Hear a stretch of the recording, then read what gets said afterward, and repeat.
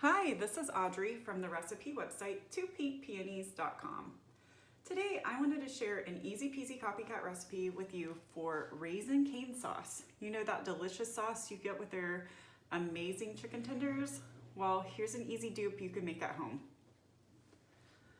All right, so the first ingredient we're gonna need is mayonnaise. I recommend using Duke's mayonnaise or Hellman's mayonnaise. And I'll post all the ingredients and quantities in the show notes below. So I've got 1 cup of mayonnaise and I'm gonna add it to my bowl.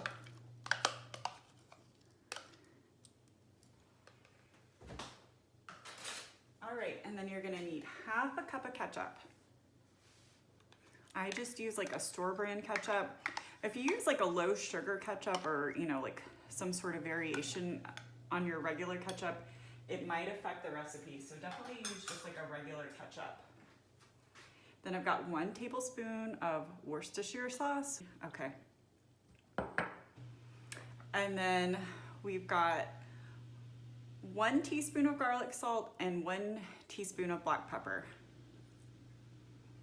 All right, then we're just gonna whisk everything together. And then once you get it whisked, let it sit in your fridge for a few minutes, like 20 minutes. So maybe make this before you fry up your chicken strips, and then that way the flavors will really come out. So if you make this 20 to 30 minutes before you're ready to serve your chicken, that would be good.